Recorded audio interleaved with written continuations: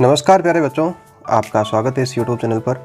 तो बच्चों, अपन जो एक विज्ञान के लिए कक्षा 10 की विज्ञान के लिए एक सीरीज चला रहे थे, उसके अंदर विज्ञान के जो इम्पोर्टेंट क्वेश्चन थे उनमें से अपन कर रहे थे।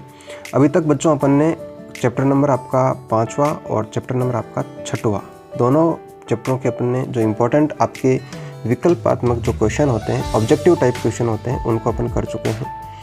आज अपन जो चैप्टर देखेंगे वो चैप्टर नंबर 7 है आपका, जीव जनन कैसे करते हैं, हाउ टू ऑर्गेनिज्म रिप्रोडक्ट। माने जो जीव है वो अपन को अपनी संतति को बनाने के रखने के लिए किस प्रकार से जनन करते हैं। इस चैप्टर में कुछ महत्वपूर्ण क्वेश्चन अपन देखेंगे। काफ़ी अच्छा चैप्टर होगा बच्चों, और कई सारे छोटे छोटे इसके अंदर क्वेश्चन पूछते हैं अपन, है ना। तो देखते हैं अपने इसके क्वेश्चन। पहला क्वेश्चन है यहाँ पर बच्चों कि अमीबा में जनन की अलैंगिक विधि है।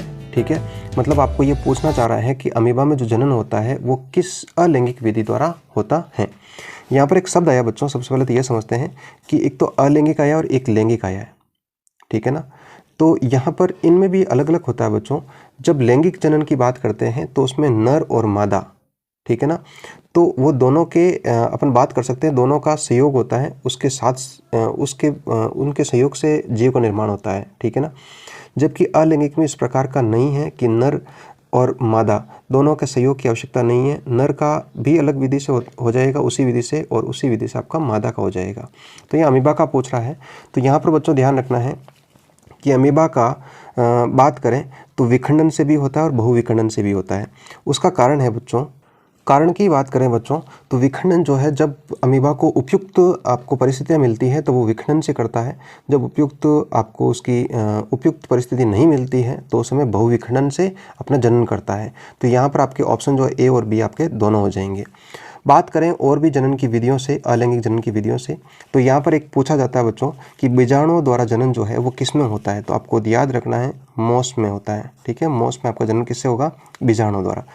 विखंडन आ रहा है, एक बहुविखंडन की बात अपन ने कर ली।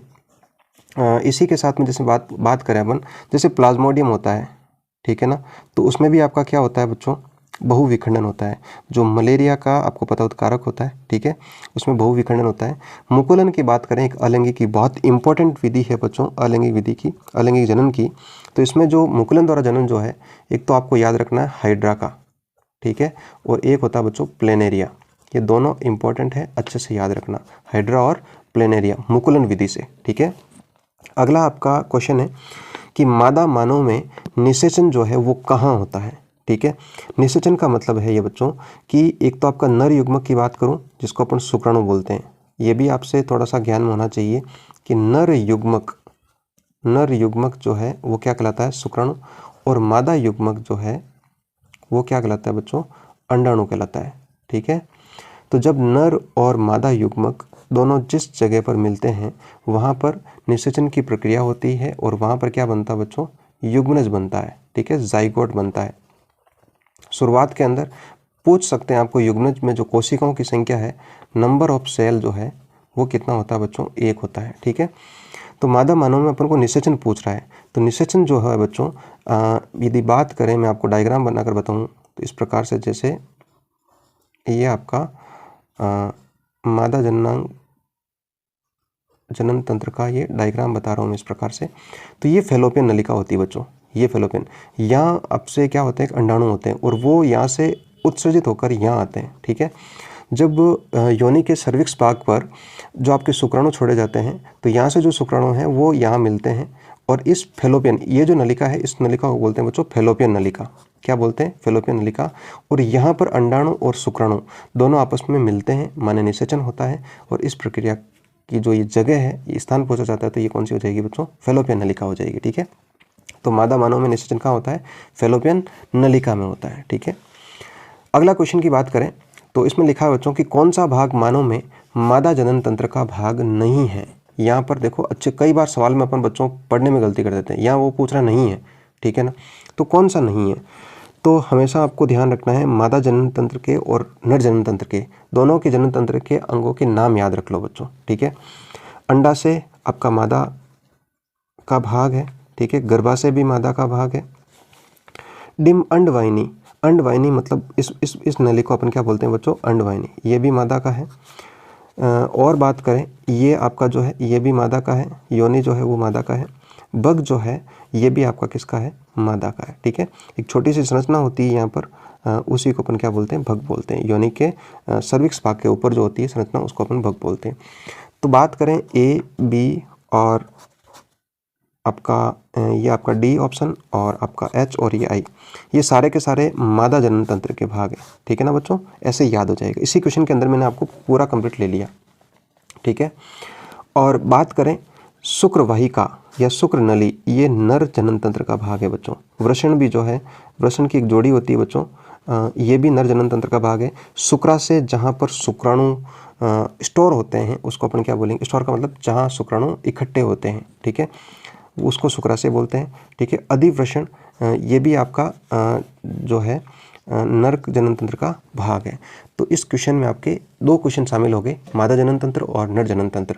याद रखना बच्चों, अंडाशय, गर्भाशय, ठीक है, अंडवाहिनी, अंडे से संबंधित जो भी है वो मादा का है। मादा का मतलब महिला आप समझ सकते हो।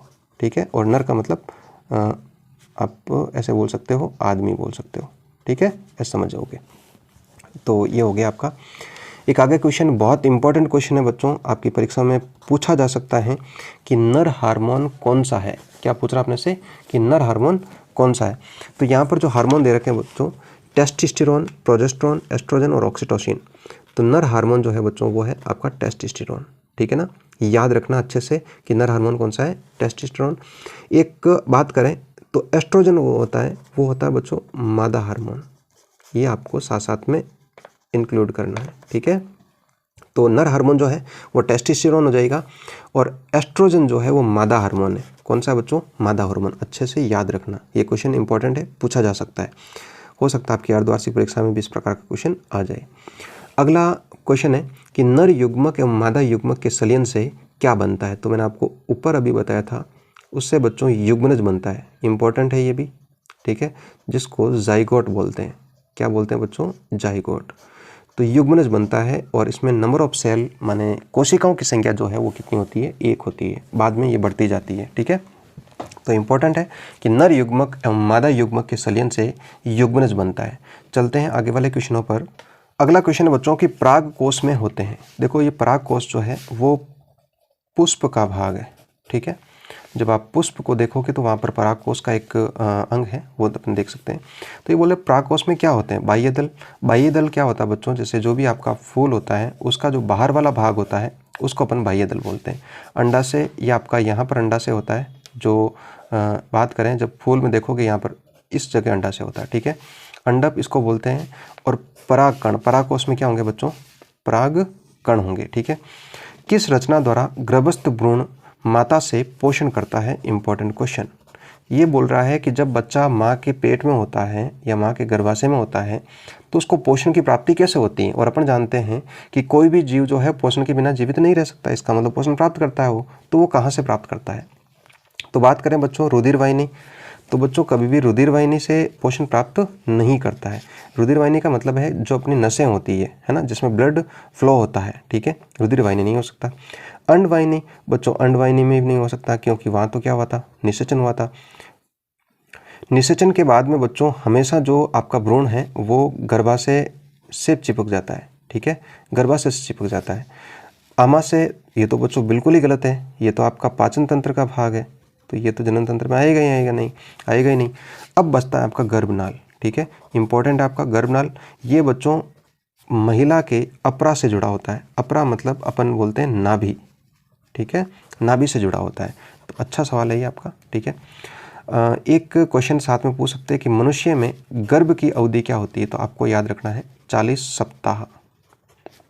याद रह जाएगा बच्चों, 40 सप्ताह का मतलब हो गया बच्चों, यदि 7 से गुणा करता हूँ लगभग 280 दिन।